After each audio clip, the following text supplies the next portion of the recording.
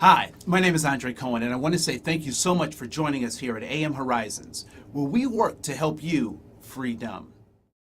Now, first of all, as we go into these trainings, there's some things that you need to understand about our methods and how we work.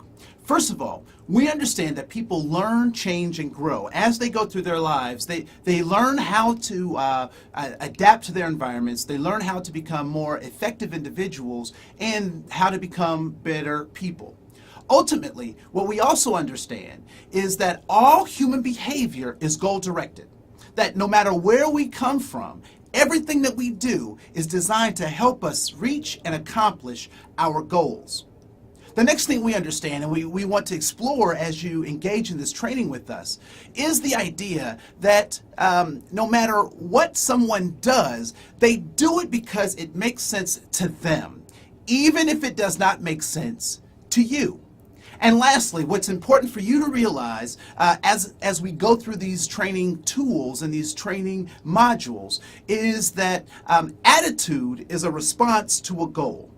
And typically what people say or what people think about an attitude is that an attitude is some kind of emotional response to either getting what you want or being denied what you want.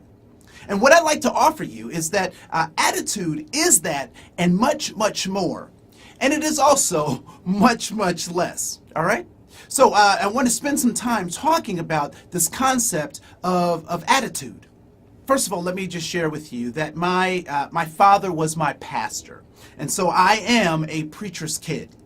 My dad was my pastor, and so on Sundays, we would go to church from 7:30 a.m. to 11:30 p.m. We'd stop at 3 o'clock for chicken, not because we were black, but because chicken is delicious. So I knew that Sunday was church all day. Now, on Friday night, I'd ask my dad for the car, and because my dad loves me, what does he say? He says yes, because he wants me to be happy. And so I get the car, I go hang out with my friends, I put gasoline in the car, I come back home before curfew, and what does my dad say about my attitude? He says that I have a good attitude. Consequently, what do I say about my dad's attitude? I also say that my father has a good attitude. So Sunday comes along, and so I'm preparing for church, and I get a phone call from my best friend Dexter. And Dexter says, Andre, can you pick me up for the movies at 12:30? Now, what do I know about church on Sunday? I have church all day. But I'm thinking, Jesus is my friend. You know, he can hook a brother up, right? And so I go to my father and I say, Dad, can I borrow the car? And what does my dad say to me? He says no. And not only does he say no, but he gives me a lecture about how I'm leading people to hell. Right? So every negative consequence in my home, the ultimate consequence was that you were going to hell. And either you could go on your own or my parents would be more than happy to show you the way. So I say that my father has what kind of attitude? I say that he has a negative attitude, and consequently, what does he say about my attitude? That my attitude is also negative. All right? So I have a bad attitude. My father has a bad attitude. However, on Friday night, I had a good attitude, and my father also had a good attitude. So what is it that actually determines or drives or creates one's attitude?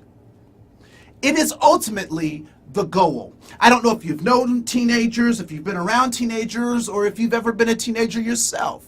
But one of the things that you know about teenagers is that when they get what they want, it is almost as if they're a cuddly cat, right? I mean, they get up next to you and they want to cuddle, and sometimes you'll see like little drool coming out of, that's my cat, sorry, right? But teenagers are like that. But when they're denied access to what they want, or they can't get what it is that they desire, then they become this cold, nasty kind of person that you just kind of wonder, do I know you? Who are you, right?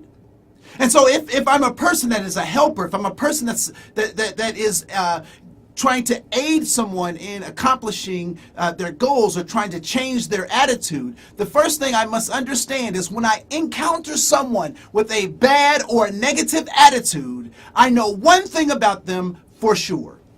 that they are not reaching what? Their goal. And so the goal becomes an important and crucial part of helping them to change how they respond and how they see the world. To ultimately change their attitude, I must help them change their goal. Now, here's the part that we mostly get stuck on, particularly those of us who are adults and we work with children. We want them to change their affect. We want them to change their behavior in some kind of way, when in actuality, what we need for them to do is to change their goal. Now, when I encounter someone with a bad attitude, I have two responses. The easiest to help them have a good attitude, the easiest thing for me to do is to help them get what it is that they want. And then they will have a good attitude, right? So that's the first thing. The second thing is this. What if the goal that they have, the thing that they're trying to accomplish, they don't have the resources for, they don't have the ability to do it, or it's just not playing good for them? Then what becomes my role as a helper to this individual? My role then becomes a person that becomes a facilitator to help them find a new goal. And so when you encounter someone with a bad attitude, you have two responsibilities. One is to help them achieve their goal, if that's possible, or secondly, to help them find or change their goal.